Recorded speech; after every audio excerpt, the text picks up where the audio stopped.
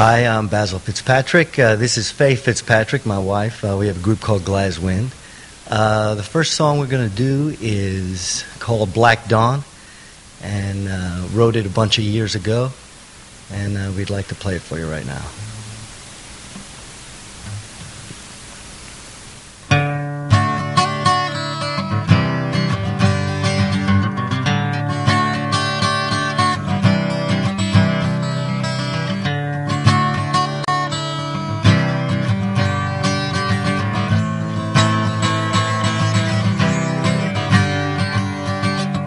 Son, get my rifle behind the door. Don't you go and tell your mom. The sky is changing and I've got to go. There's a black dawn coming, I know. I leave the secrets of my mind to you, for I know you guard them well. The sun is sinking and I've got to go. There's a black dawn coming, I know. Free from these chains, tattered remains of life gone by. Now I'm certain, draw the curtain and shade my eyes. Lord, I pray that you may receive our souls, for you're the fairest one of all, and you alone possess the way of love. There's a black dawn coming, I know. The year is here, the time to sow is now, for in your heart the seed will grow. You see the frost is laying on the ground, the lights of cannon fire getting close. Free from these chains, tattered remains of life gone by. Now I'm certain, draw the curtain and shade my eyes.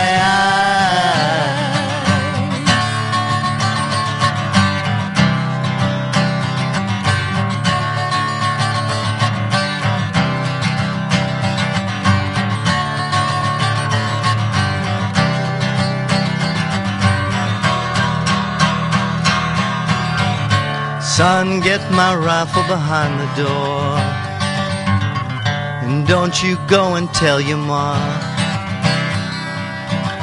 The sky is changing and I've got to go. There's a black dawn coming, I know. There's a black dawn coming, I know. There's a black dawn coming, I know.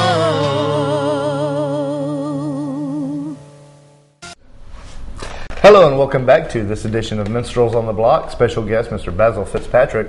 So Basil, I was just informed that your brother has won some awards. Yeah, Greg, which I should have mentioned before, Greg has won 2 World Stunt Awards. They're sponsored by Red Bull, and they have the award ceremony on E! Entertainment. The first one was in 2005 for Best High Fall in the movie Duplex. He jumps from building to building. It's a 35-foot fall, and he has no pads or nothing. So that was a shot. He won Best High Fall for that. Wow. And then at Night at the Museum 2, I think it was, he was nominated again in 2009, and he won for Hardest Hit. So he's got 2 World Stunt Awards. Nice. Sponsored by Red Bull, yeah. So he got hit pretty good on the second. Cool. All kinds of people come to the Valley area. This is awesome. So tell me about your music, your current projects, your film. Well, we just finished, produced with Rusty and East Alabama TV, a documentary kind of film Artemis Records put it together with you guys and Rusty for House of Heroes, which is a local nonprofit organization that helps soldiers or the widows of soldiers and their families. They build ramps to houses, they refurbish kitchens, they help you with wiring or shingles for the roof or whatever somebody would need. So me and Rusty heard about it, we got together on it, and we were able to put something together for these guys, and hopefully that project is going to be packaged and ready to go in the next week or two. It's already done, but we're just working on the packaging. Right, and stuff sweet. Like that. Awesome. So I'll be looking for that. Now let's go back a little bit. Tell me about some of your earlier works. Well, once I met my wife and my brother-in-law, they have great voices. And in the beginning, I myself didn't sing really. I just wrote songs and played guitar. You know, I wasn't really confident singing so much. So I wanted to make a CD. I wanted to make a record. I wanted to have a record company. I didn't want to have to just go through another record company. I had sent out submissions, and a couple of record companies wanted to sign us, and it just didn't feel right to me. I wanted to produce my own stuff and be able to have, make your own stuff. Yeah. And so I got Faye, my wife, and my brother-in-law Clyde, brought them up to New York. I had studio musicians who were good friends, Dennis Latman, Chris Shepard, John O'Reilly played the drums, and Chris Shepard helped me produce it, and we made a CD called Horizon, Glasswind Horizon. That was our first CD we made in 1994. Well, after we had it made, of course, I wanted to go around the country as much as I could and try and promote it, and it was the first release of Artemis Records. Mm-hmm. So we got the CDs made. We came down here, and there's a club in Columbus called The Loft. Right. And we just happened to go be the first ones there. Sandra Okamoto of the Ledger Inquirer wrote an article on us, and it was the first open mic ever at the Loft in 1994. And it just we were promoting our record, but it was the first coincidental open mic. So we came down here and did that. I also bought commercial time on East Alabama TV. I made 30-second commercials to promote it. We were the first to have a website, ArtemisRecordsOnline.com. It was also Glasswind.com. So we did. She wrote an article about us in the paper, and we started promoting it around here, stayed here for about 2 months playing some clubs. I tried to put the CD made a trip to Los Angeles to visit my brother, put it in a store out there, went to Las Vegas. My stepfather wanted to go for a short trip, put the CD out there, put the CD in New York stores just to try to make my own display, basically distributing myself. Right. And then after we left that, we continued. We were on a show called The Johnny Outlaw Show, which was down here, Mark Cantrell, and we were on a show called Spirit Wind, where they played our video, Seems to Me No Time. So we had a video that we were trying to get out there. We submitted to MTV, but they, of course, if you're not hooked up with that distributor thing, you couldn't do it. Yeah. So we were moving along, doing real well, and continuing, trying to record our second record, and then Danny Goldberg sued us to try and take our name, Artemis Records. And you got to understand, when somebody in the music business who's as big as Danny Goldberg wants something, and I had a meeting with him earlier saying you can't use it and put curses out unless we come to an agreement. I don't like curses on records. I don't believe that you should have a record full of cursing and expletives. That's not something I wanted. That's fine if somebody else wanted to do it, but don't use my name for that, and then don't use my name without paying me for it. Right. Yeah. So anyway, this guy decided he was going to make a deal with me or something, and kind of strung me along for a number of months.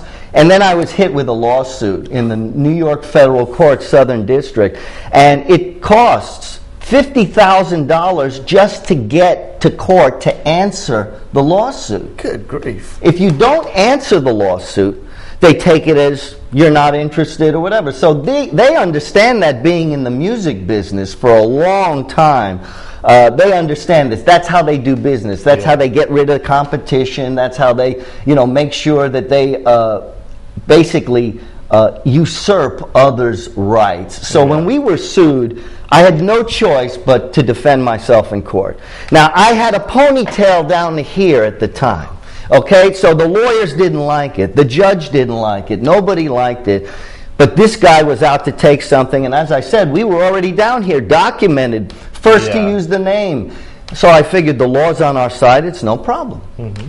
We go in there, and I was able to negotiate that $125,000 settlement. Mm-hmm.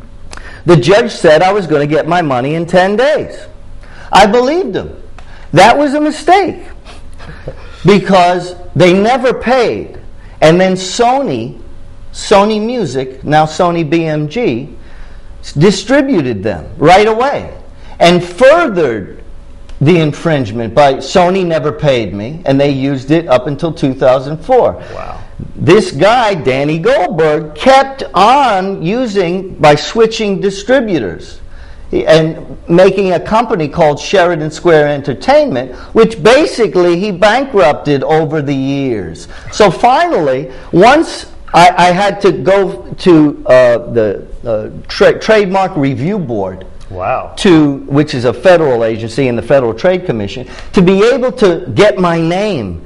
I got the trademark in 2007, and I had it before then. Yeah. But it cost me my mother mortgaging her house, us mortgaging. We're trying to make another record. So this went on for years and still went on, still going on. So once we realized we weren't going to get the money, we fought for our name. We won it on the Federal Trade Commission. And then we sued Sony BMG, Danny Goldberg, and Sheridan Square Entertainment in 2007 in the federal court. We had the trademark. Well, the judge, whose name is Shira Scheindlin, threw out Sony right away, and her excuse was that we were 30 days too late on the statute of limitations. So Sony, because they're a big donor down there, they got their suit thrown out right away, which was wrong. And then they strung me along for another 2 years, so where I continued to pay money to lawyers, walk you around the block, and in the end, she dismisses the case against Danny Goldberg, which was the culprit and the initiator of all the fraud that went on with my label. And she let Sheridan Square, during the course of the proceedings, go bankrupt, and then gives me a judgment of $196,000, which is $125,000 plus 9 or 10 years interest.